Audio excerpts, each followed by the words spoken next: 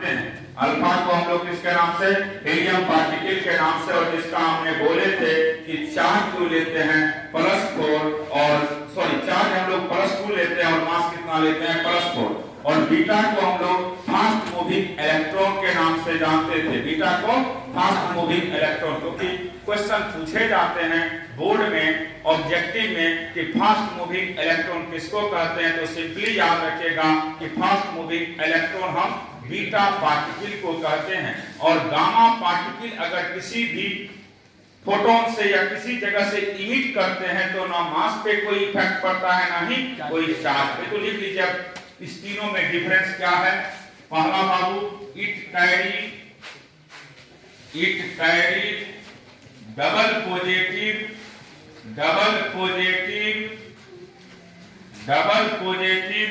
Charge, double positive charge of a proton, double positive charge of proton. इसमें लिखेंगे it charge is equal to the charge of an electron। इसका charge electron के charge के बराबर होता है। और इसमें लिखेंगे it has not चार्ज, इसमें कोई भी चार्ज नहीं होता है गामा पार्टिकल पे। उसके बाद इसमें दूसरा, its mass is equal to the mass of helium,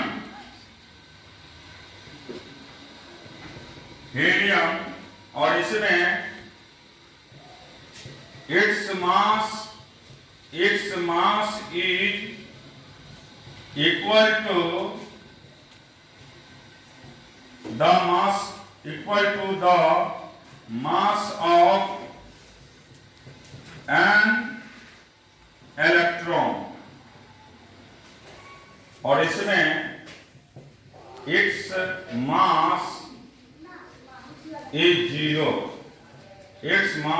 0। उसके बाद तीसरा, इसमें its velocity is 1/10 of the velocity of light। इसका वेलोसिटी लाइट के स्पीड का 1/10 पार्ट्स होता। its velocity is 9/10 times of velocity of light। और इसका बाबू its velocity is equal to velocity of light। तो ये हो गया, आपको 3 ही डिफरेंस अभी लिखे हैं हमने। अभी और डिफरेंस लिखना पड़ेगा इसमें, क्योंकि ये बोर्ड में बराबर क्वेश्चन पूछे जाते हैं। कि हमने लिखे हैं पहला, it carry double positive charge of proton, it charge is equal to charge of electron, और उसमें कोई भी चार्ज नहीं होते। इसका मास हीलियम के मास के बराबर होता है और हीलियम का मास 4 होता है, इसलिए अल्फा पार्टिकल का भी मास 4 है। लेकिन बीटा की बात करेंगे तो मास ऑफ इलेक्ट्रॉन होते हैं और उस पे कोई भी मास नहीं होता है। इसका वेलोसिटी, अल्फा पार्टिकल का वेलोसिटी किसके बराबर होता है बाबू? 1/10 ऑफ वेलोसिटी ऑफ लाइट, और इसका वेलोसिटी 9/10 वेलोसिटी ऑफ लाइट होगा, और उसका वेलोसिटी लाइट के वेलोसिटी के बराबर होगा। अब देखिए और इसमें बता रहे हैं डिफरेंस में, अल्फा रे, बीटा और गामा की बात कर रहे हैं,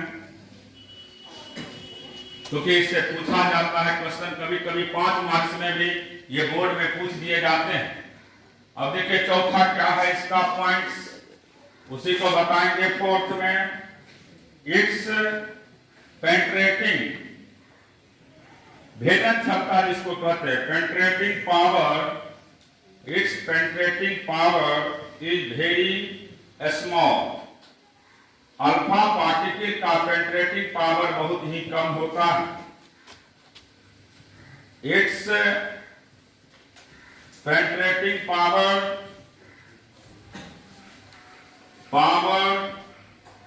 इज लार्ज, इसका पेंट्रेटिंग पावर ज्यादा होता है और इसमें सबसे ज्यादा इसी का होता है। तो पूछता है अल्फा बीटा और गामा में सबसे ज्यादा किसका पेंट्रेटिंग पावर होगा? तो याद रखना बाबू, गामा का होता है। पेंट्रेटिंग पावर सबसे ज्यादा किसका होता है? गामा का।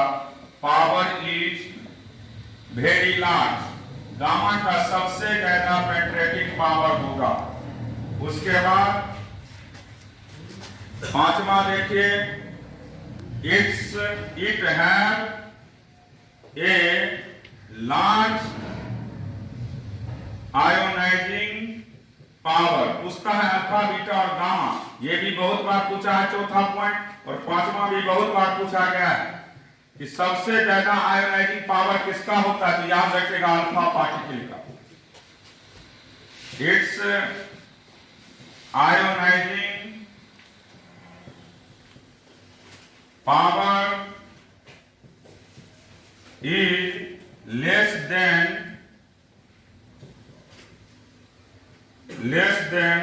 अल्फा पार्टिकल्स, और इसमें सबसे कम होता है। It's ionising power is very small, इसका आयोनाइजिंग पावर सबसे कम होता है। तो पूछा जाता है सबसे ज्यादा आयोनाइजिंग पावर किसका होगा? तो रख जाइएगा अल्फा पार्टिकल का। सबसे ज्यादा आयोनाइजिंग पावर किसका होता है?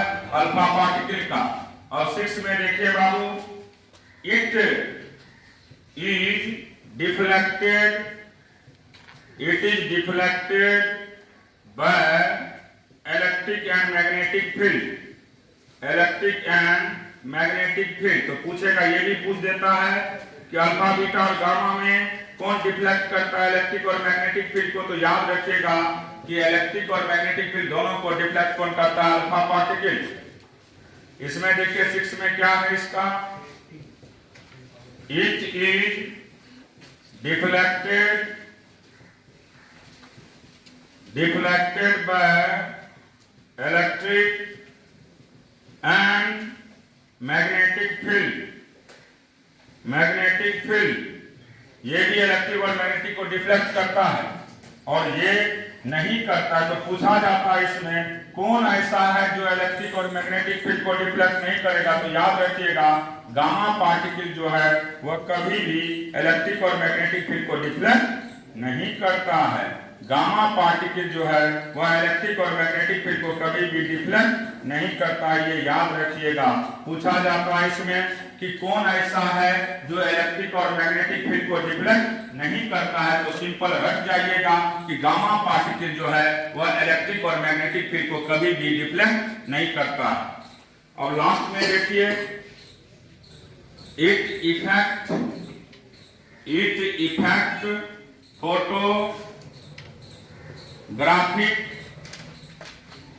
Graphics plate slightly. It effect photographic plate slightly, इसका it effect photographic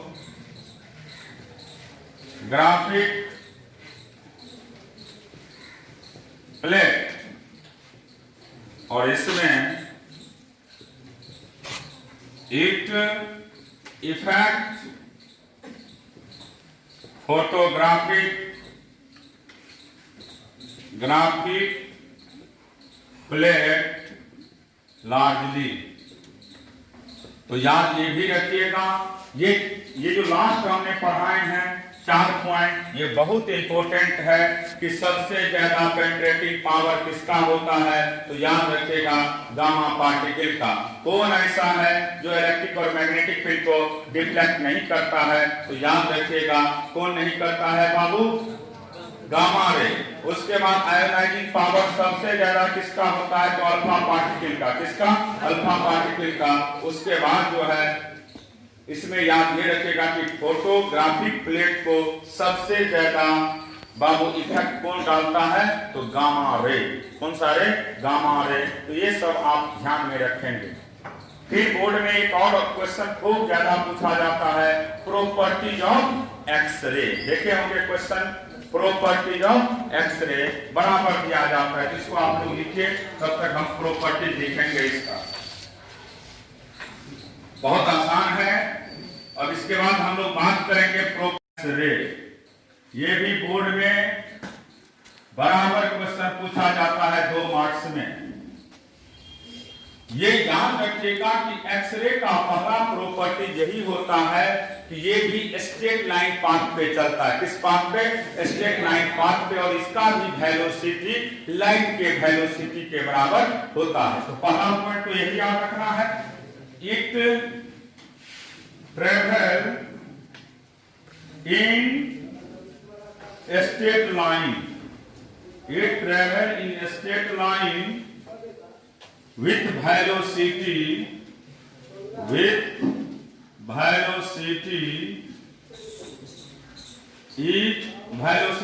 equal to the velocity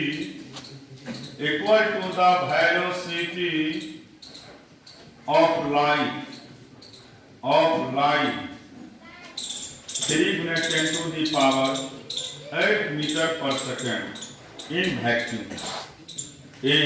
vacuum. तो एक्सरे का भी वेलोसिटी किसके बराबर होता है, लाइट के वेलोसिटी के बराबर। दूसरा, ये भी इफेक्ट नहीं डालता है बाबू इलेक्ट्रिक और मैग्नेटिक फील्ड को X ray. It is not effected या डिफ्लेक्टेड, जो भी कहिए, डिफ्लेक्टेड बाय इलेक्ट्रिक और मैग्नेटिक फील्ड। इलेक्ट्रिक और मैग्नेटिक फील्ड ये भी नहीं डिफ्लेक्ट करता है इलेक्ट्रिक और मैग्नेटिक फील्ड को। तीसरा, it affect photographic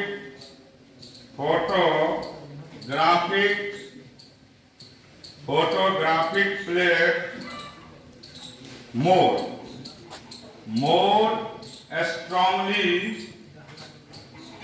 more strongly than visual light।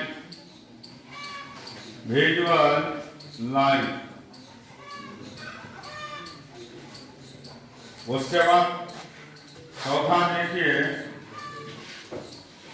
it's ionized the molecules of the gas when pass through it। जैसे ही इसको पास करवाते हैं, ये क्या करता है, उसको आयोनाइज कर देता है। और सबसे ज्यादा पेनिट्रेटिंग पावर किसका होता है, एक्सरे का। ये बहुत बार पूछा हुआ क्वेश्चन है। It's penetrating power is maximum. इसका सबसे ज्यादा पेनिट्रेटिंग पावर होता है। याद रखिएगा कि एक्सरे का बात करेंगे तो सबसे ज्यादा पेनिट्रेटिंग पावर किसका होता है बाबू, एक्सरे का। अल्फा, बीटा और गामा में भी सबसे ज्यादा अगर कोई पूछेगा कि पेनिट्रेटिंग पावर किसका होगा, तो आप रख जाइएगा एक्सरे का। ये प्रॉपर्टी भी बराबर क्वेश्चन में पूछे जाते हैं बोर्ड सब के एग्जाम में। बैक क्रिस्टल तो हमने लिखे हैं कि ये हमेशा ट्रेवल करता है स्ट्रेट लाइन पाथ पे, और इसका भी वेलोसिटी लाइट के वेलोसिटी के बराबर होता है। ये नहीं इफेक्ट डालते हैं इलेक्ट्रिक और मैग्नेटिक फील्ड पे, ये नहीं इफेक्ट डालते हैं इलेक्ट्रिक और मैग्नेटिक फील्ड पे। उसके बाद हमने लिखे हैं ये फोटोग्राफिक प्लेट को भी इफेक्ट डालते हैं स्ट्रांगली, किससे? विजुअल लाइट से। और ये ionising the molecules of gas when pass through it, जैसे ही हम किसी भी मॉलिक्यूल से इसको पास करवाएंगे ये निश्चित उसको क्या कर देगा? आयोनाइज कर देगा। इसका पेनिट्रेटिंग पावर मैक्सिमम होते हैं, इसका पेनिट्रेटिंग पावर हमेशा क्या होता है? मैक्सिमम होता है। ये भी वर्ड आप याद रखेंगे। इसका पेनिट्रेटिंग पावर हम जो लेते हैं वो क्या लेते हैं बाबू? सबसे ज्यादा लेते हैं। इसका पेनिट्रेटिंग पावर सबसे ज्यादा होता है। यही क्वेश्चन बार-बार बोर्ड सब में पूछ देता है कि सबसे ज्यादा पेनिट्रेटिंग पावर किसका होगा? तो आप याद रखिएगा कि सबसे ज्यादा पेनिट्रेटिंग पावर किसका होता है? एक्सरे का। इससे ज्यादा किसी का नहीं होता। अब देखिए रेडियो एक्टिविटी में हम लोग जो यहाँ से पढ़ाए थे उसके आगे अभी पढ़ाएंगे। इस चीज को आप लोग याद रखिएगा, ये इंपोर्टेंट चीज है। अब हम लोग बात करेंगे रेडियो एक्टिविटी के विषय में। अभी रेडियो एक्टिविटी भी बराबर डेरिवेशन दिया जाता है। तो रेडियो एक्टिविटी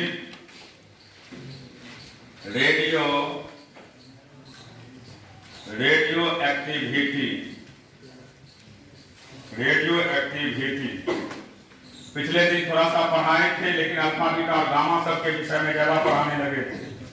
द डेफिनेशन लिखेंगे, the phenomenon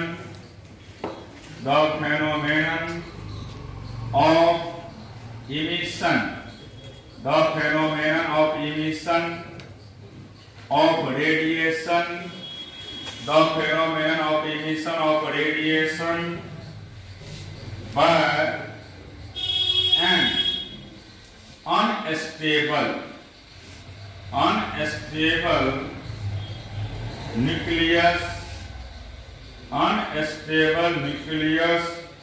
to get the stability is called radioactivity,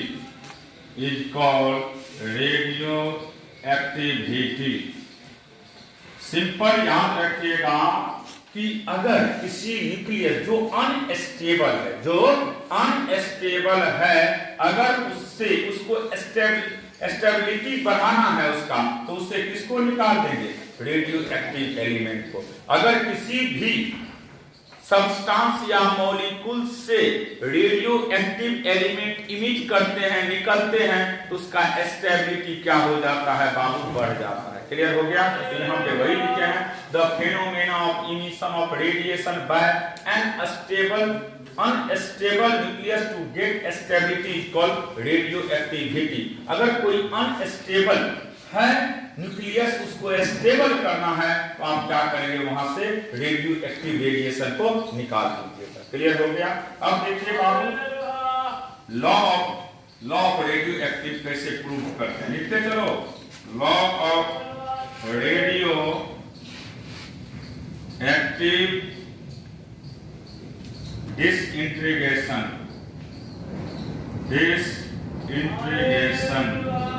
law of radio active disintegration. अब यहाँ पे प्रूव करना है हमको law of radio active disintegration के विषय में। मान लेते हैं कि इनिशियल टाइम में एन नट जो है अमाउंट है रेडियो एक्टिव का, जिस टाइम में कुछ निकला होगा तो बताएंगे। तो लिख लीजिएगा यहाँ पे लेट एन नट बराबर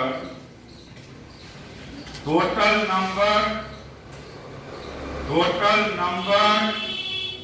ऑफ एटम्स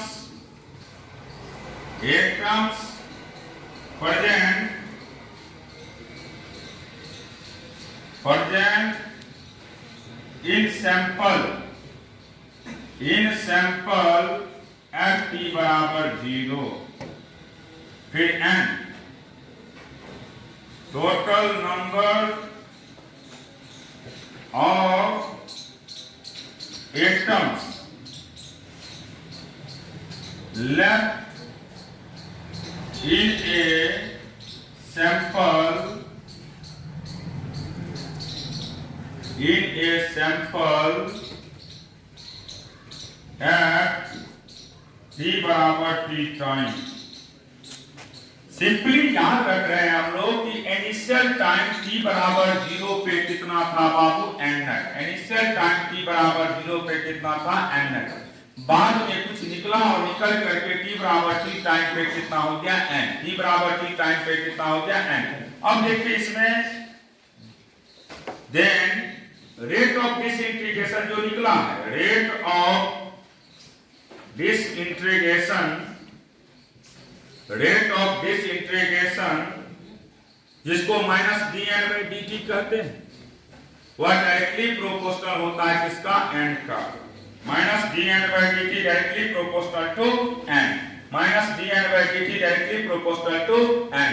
रट जाइएगा कि rate of disintegration minus dn/dt, minus dn/dt directly proportional to n, minus dn/dt directly proportional to n।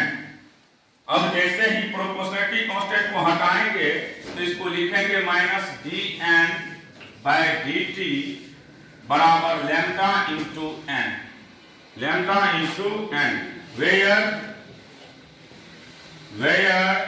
Lambda को ही हम लोग कहते हैं बाबू decay constant, decay constant. Lambda का क्या नाम है, decay constant. Rate of disintegration minus dn/dt directly proportional to n, minus dn/dt बराबर लैम्डा इनटू n, जहां पे लैम्डा को क्या कहते हैं हम लोग, डी के कांस्टेंट। लैम्डा को क्या कहते हैं हम लोग, डी के कांस्टेंट। लैम्डा को क्या कहते हैं हम लोग, डी के कांस्टेंट। लैम्डा को हमेशा हम किसके नाम से जानते हैं, डी के कांस्टेंट के नाम से।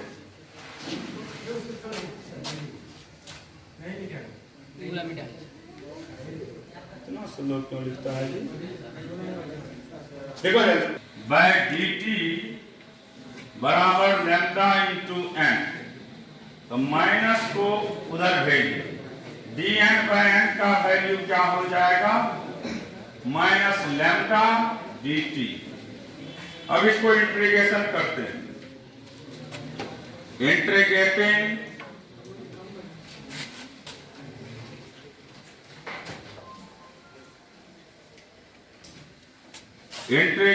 बोथ साइड, दोनों तरफ इंटीग्रेशन करते हैं, इंटीग्रेटिंग बोथ साइड्स। जैसे ही इसको इंटीग्रेशन करेंगे माइनस dn/n बराबर माइनस लैम्डा कांस्टेंट है बाहर dt। जब टाइम 0 था, जब टाइम 0 था उस समय में रेडियो एक्टिव सैंपल हमने माने थे n नट है, कितना है, n नट। t बराबर 0 पे रेडियो एक्टिव सैंपल कितना है, n नट। और जब t बराबर t टाइम की बात करते हैं तो रेडियो एक्टिव सैंपल हो गया n, लिखा चुके हैं। t बराबर 0 पे कितना है, n नट। t बराबर 0 पे n नट, t बराबर 0 पे n नट, t बराबर 0 पे n नट और t बराबर t पे n। अब देखिए इसके बाद इसका जब इंटीग्रेशन करेंगे इसको लिखेंगे हम लोग ln n, n नट से n, और इसका वैल्यू होगा minus lambda into T. dt का इंटीग्रेशन t और माइनस लैम्डा इंटू टी। पहले कौन लिमिट पुट करते हैं इसमें, अपर, तो ln n minus ln into T.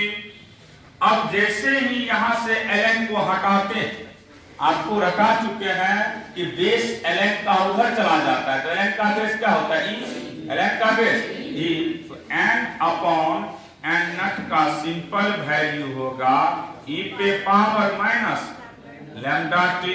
तो यहां से हम लोग लिख सकते हैं n का वैल्यू क्या हो गया, n नट e पे पावर माइनस लैम्डा टी। यही इंपॉर्टेंट है, यही ड्राइव करना होता है आप लोग को कि n बराबर क्या होता है, n नट e पे power minus lambda T, n बराबर n नट e पे power minus lambda T, n बराबर n नट e पे पावर माइनस लैम्डा टी। ये एक्सपोनेंशियल का फॉर्मेट पे आते हैं, याद रखिएगा हमेशा रेडियो एक्टिव एलिमेंट में प्रूव करना होता है। n बराबर क्या होते हैं हमारे पास n नॉट e पे पावर माइनस लैम्डा टी। देखिए कुछ नहीं था, सिंपल, एक बार फिर समझ लो। हमने बोले थे कि n नॉट जो है वह t बराबर 0 पे है और n जो है वह t बराबर t टाइम पे है। फिर हमारे पास ये पता था कि disintegration constant minus dn by dt directly proportional to lambda होता है। Minus dn by dt directly proportional to lambda.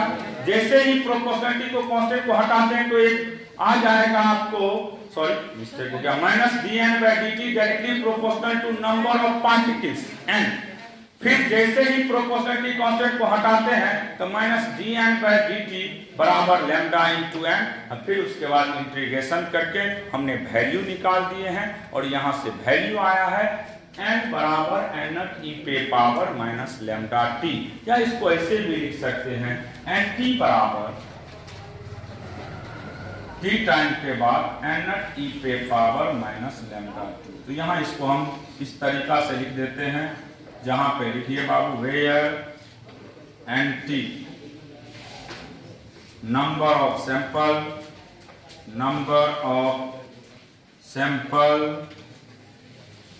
Eight t बराबर t टाइम और n नॉट है नंबर ऑफ सैंपल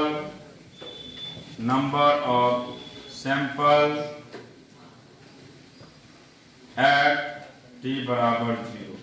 तो इस चीज को याद रखिएगा, इसका सिंपल वैल्यू याद रखना है। nt बराबर क्या होता है n नॉट e पे power minus lambda t। nt का वैल्यू n नॉट e पे पावर माइनस लैम्डा t। 1000 दिन का आधा कर दीजिए या 70 का आधा कर दीजिए, यानी आधा जी लेते हैं और आधा जो बचा हुआ होता है उसी को हम लोग क्या कहते हैं हाफ लाइफ। कोई पूछेगा कि हाफ लाइफ क्या होता है तो सिंपल याद रखिएगा, जिसमें आधा डीके हो जाता है और आधा रिमेन्स अनडीके होते हैं। आधा रिमेन्स अनडीके, आधा निकल गया और आधा जो बचा रहेगा उसी को क्या कहते हैं हम लोग हाफ लाइफ। तो लिख लीजिएगा हाफ लाइफ के विषय में ये भी पूछ देता है derivation half life. Half life की बात कर रहे हैं हम लोग, तो देखिए द लाइन या the life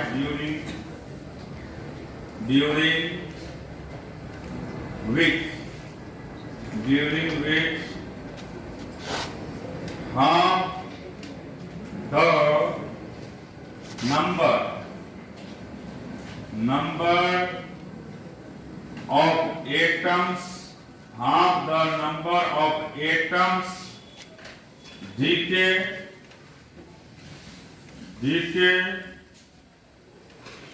and half remains undecayed. Remains undecayed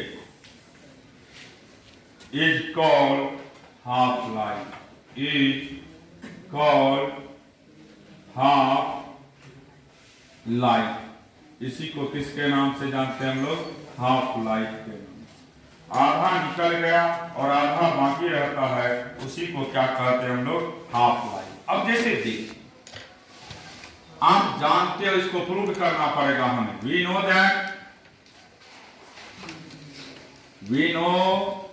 that देखिए बाबू, यहां पे nt का वैल्यू क्या पढ़ाए थे? n e पे power minus lambda into T. अब देखिए एट t बराबर t हाफ, जब आप t हाफ की बात करते हैं तो nt का वैल्यू कितना हो जाएगा? n02 नहीं होगा, क्योंकि आधा निकल गया, आधा बचल है, तो इनिशियल कितना है? n उसी में आधा निकला है तो n02 बच जाएगा। अब यहाँ पे पुट कर दोगे बाबू, n02 बराबर n e पे power minus lambda into T half. n से n कैंसिल, तो 1/2 बराबर e पे power minus lambda into T. कोई दिक्कत इसमें? Minus T half. अब दोनों तरफ ln लगा दीजिए। तो देखिए जैसे ही ln लगाते हैं, taking ln both side, taking ln both sides, जैसे ही हम लोग ln दोनों तरफ लगाते हैं तो यहां से ln 1/2 बराबर ln e पे power minus lambda into T half. अब आप जानते हैं पावर मल्टीप्लाई होता है, पावर क्या होता है, मल्टीप्लाई। तो यहां से लिख सकते हैं हम लोग ln1 माइनस ln2 बराबर पावर मल्टीप्लाई होगा तो minus lambda T half ln base भी और आर्गुमेंट भी, तो वैल्यू कितना पढ़ाए हैं 1। बेस और आर्गुमेंट सेम होता है तो इसका वैल्यू हमेशा 1 होता है। इसे बेसिक में खूब पढ़ाए थे। ln का वैल्यू हमेशा 0 होता, minus ln2 minus lambda into T half. तो यहां से माइनस कैंसिल, तो टी हाफ का सीधा वैल्यू होगा ln2 by lambda, ln2 by lambda. और ln2 का वैल्यू हम पढ़ा चुके हैं 6.93 बाय लैम्डा टी हाफ। तो याद रखिएगा हाफ लाइफ पीरियड का सीधा वैल्यू कितना होता है बाबू, 0.693 by lambda, 0.693 by lambda, 0.693 by lambda. तो ये भी डेरिवेशन बोर्ड में देता है हाफ लाइफ के विषय में। तो याद रखिएगा हाफ लाइफ पढ़ाए, the half life during which half of the number of atom decay and half remains undecay is called half life. आधा निकल के आधा बाकी रहता है तो उसी को क्या कहते हैं हम लोग, हाफ लाइफ। और अब सिंपली जानते हैं कि nt बराबर n p पे पावर माइनस लैम्डा टी, तो t बराबर t हाफ करते हैं, टाइम आधा करते हैं तो बचेगा कितना, आधे ना। इनिशियल कितना था n0, उसका आधा बचेगा तो कितना हो जाएगा n0/2। nt के बदले n0/2 पुट करेंगे बराबर n पे power minus lambda T, put कर दिए, दोनों तरफ ln लगा दिए, ये ड्रैग हो गया। कोई दिक्कत यहां तक? तो ये था आपका हाफ लाइफ के विषय में। जब भी हाफ लाइफ सब के विषय में पूछेगा तो याद रखिएगा, तो ये दोनों तीनों जितना पढ़ाए हैं ये बोर्ड में कहीं न कहीं से एक क्वेश्चन आपको दे देगा। इस चीज को आप ध्यान में रखिएगा कि कैसे क्वेश्चन यहाँ से पूछे जाते हैं। जितने भी इंपोर्टेंट पहलू है ये सब याद रखना पड़ेगा आप लोग को भी धीरे धीरे करके, क्योंकि ये क्वेश्चन आपको हाफ लाइफ के विषय में, कभी एवरेज लाइफ के विषय में ये सब क्वेश्चन दे दिए जाते हैं। फिर इसके बाद हम लोग इसमें एक एवरेज लाइफ की बात करेंगे। तो देखो एवरेज लाइफ होता क्या है, तो सिंपली याद रखना है, यह हाफ लाइफ जब क्लियर हो गया तो एवरेज लाइफ बहुत आसान। मीन मोड पढ़ते हो एवरेज कर, उसी तरीका से लाइफ का भी है बाबू। जब हम एवरेज लाइफ की बात करते हैं, एवरेज लाइफ,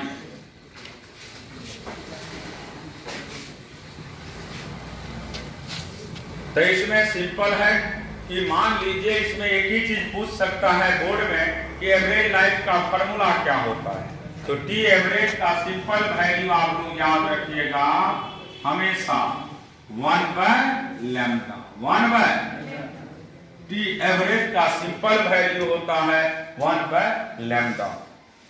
टी एवरेज का क्या वैल्यू होता है बाबू, 1/λ। टी एवरेज का वैल्यू 1/λ, टी एवरेज का वैल्यू 1/λ, टी एवरेज का वैल्यू 1/λ। उसके बाद कभी कभी रिलेशन पूछ देता है कि हाफ लाइफ और एवरेज लाइफ में क्या रिलेशन है। तो रिलेशन बिटवीन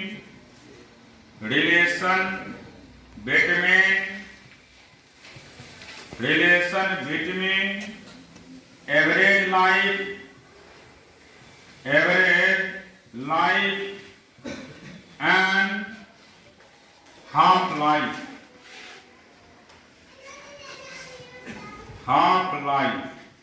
दोनों में आपको रिलेशन फाइंड करना है। तो देखो ध्यान से, टी एवरेज का वैल्यू मेरे पास निकल गया है 1/λ, और हम जानते हैं यहां से टी एवरेज बराबर 1/λ। लैम्डा का वैल्यू वहां से पुट करेंगे तो कितना होगा 0.693 अपॉन टी तो टी हाफ ऊपर चला जाएगा, तो टी हाफ बाय कितना होगा बाबू? 0.693। तब इसको कैलकुलेट करिएगा तो इसका सीधा वैल्यू होगा आपको 1.44 टी हाफ। तो रट जाना, टी एवरेज बराबर हमेशा क्या होता है बाबू? 1.44 टी हाफ। टी एवरेज का value 1.44 T half. T average का value 1.44 T half. T average का वैल्यू 1.44 टी हाफ। तो याद हो गया, ये था रिलेशन एवरेज और हाफ लाइफ का। ये भी बोर्ड में बराबर पूछता है कि एवरेज और हाफ लाइफ में क्या रिलेशन है। तो सिंपल याद रखिएगा, टी एवरेज का सिंपल वैल्यू होता है 1/44 टी हाफ। 1/44 T half. अब देखिए, हम बोले हुए हैं कि संडे को ऑब्जेक्टिव पढ़ाएंगे, तो उसमें इलेक्ट्रोस्टैट और इलेक्ट्रिक करंट का ऑब्जेक्टिव पढ़ाएंगे, और वही ऑब्जेक्टिव सभी को YouTube पे भी डाल दिया जाएगा ताकि किसी को दिक्कत ना हो। ज़्यादा तो समझा नहीं सकते उसमें से, तो उसमें आपको ऑब्जेक्टिव लिखा हुआ मिलेगा, दिख जाएगा क्या क्या ऑब्जेक्टिव है। या टेलीग्राम से जो भी बच्चे नहीं जुड़ पाए अभी तक, जुड़िए जल्दी। गुड लक के नाम से ही बनाए हुए हैं टेलीग्राम। ठीक है, आज इतना तक पढ़ा करके आप लोग को खत्म कर रहे हैं।